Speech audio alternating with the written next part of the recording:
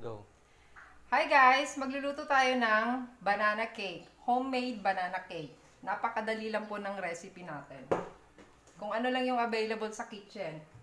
Charot lang. Kailangan nyo pa rin bilhin.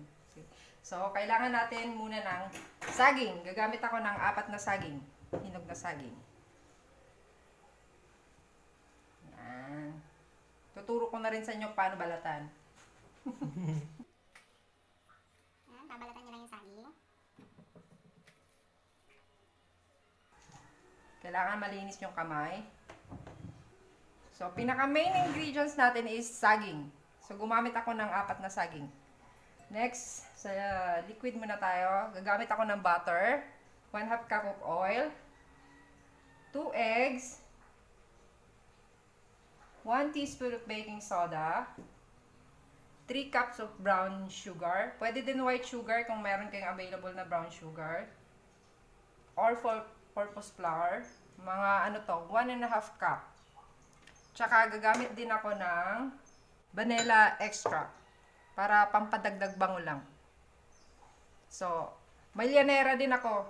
Kasi, i-steam natin siya. Kasi wala kaming ano dito, wala kaming oven para pang bake. So, gagamit tayo ng rice cooker. Okay, let's start. Charot. Babasagin syempre natin yung saging. Wala akong nung pang ano, kaya ganito muna gawin natin.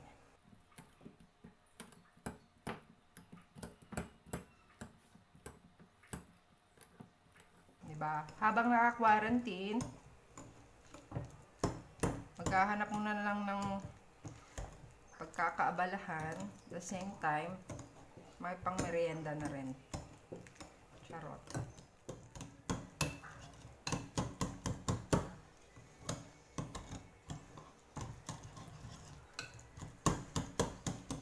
So, habang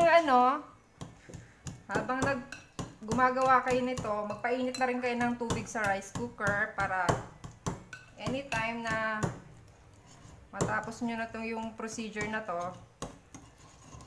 iluluto, isasalang na lang natin siya. May tubig na mainit.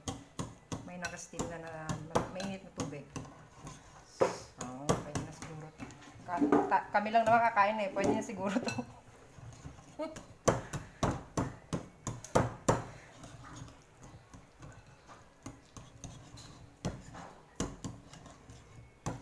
So, next, paghalo-halo natin yung liquid muna. So, ihalo natin yung 2 eggs.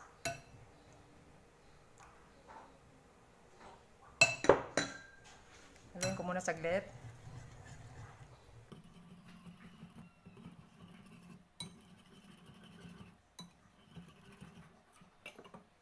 Oil.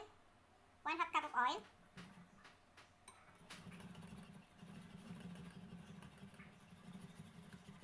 So, hindi po tayo gagamit ng water dito.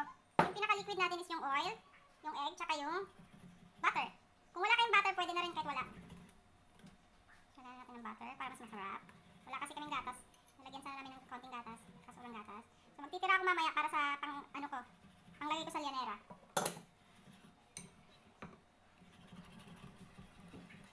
So next, tabi muna natin to. Yung dry ingredients natin. Paghaluin natin yung salt. 1 teaspoon ng salt. Ito, 1.5 cup of flour. All-purpose flour. Salt. Baking soda. Tsaka 3/4 cup ng brown sugar. Kaya pwede din white, pwede din brown. So ito lang yung available. Kaya kita nyo yung sugar ko. Brown tsaka medyo puti, hindi ko maintindihan. Basta lagyan nyo yung sugar. Kung gusto nyo matamis na tamis, dagdagan nyo. So, nakalimutan ko ilagay ito. Ito muna. So, paghaluin natin to. Halo. Halo.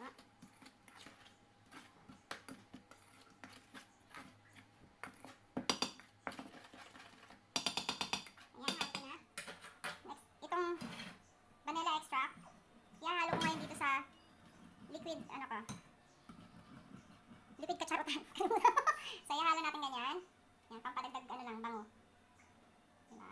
Para habang niluluto mo pa lang siya, appetizing na yung amoy pa lang magugutom ka na. Dahil mas malaki yung ano ko dito, lagayan ko dito. Ihahalo. Dito ko ngayon. Ihahalo. Lalagay ko ngayon yung liquid sa powder. So, halo lang natin. Ayan.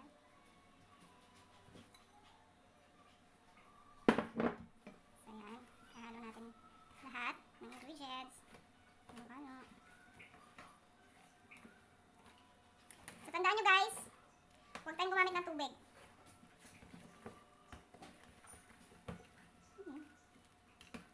Ano. Basta sakto lang yung ano nyo. Yung ingredients. Ayan. Halo-halo. So, ayan na. Nakagawa tayo ng 4 na lianera. So, pwede din to sa, kung wala kang lianera, pwede din dun sa, anong tawag dun? Ramekins? Yung parang cup na, ano, bahala na kayo. Style niya. Ayan, papasok. Ready na yung, ano natin, rice cooker natin. So, steam na natin yung banana cake keme.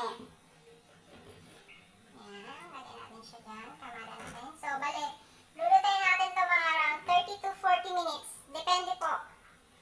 Check nyo na lang. Bahala na kayo kung luto na ba. Ano natin? So, mga 30 to 40 minutes. Antayin lang natin siya maluto. Tsaka umalsa. Okay? Ayan na guys. After 30 or 40 minutes, check na natin siya kung luto na. Yeah! Perfect!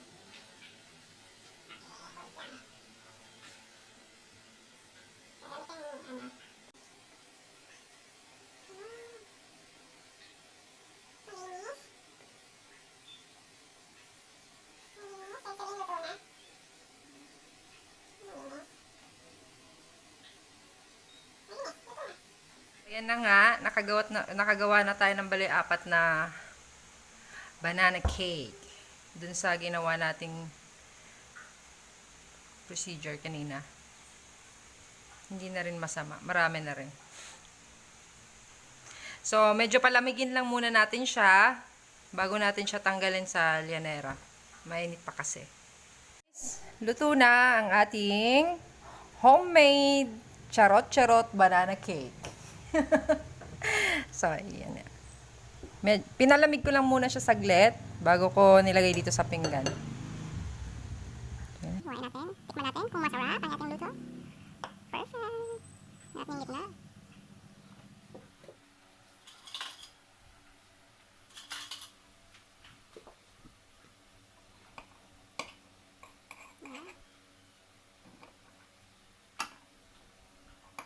Perfect siya guys. Pang merienda. Sarap! So, thank you guys for watching. Next time ulit, gagawa ulit ako ng homemade pizza. Diba? Homemade charot-charot pizza. Antayin niyo po yan guys. Thank you!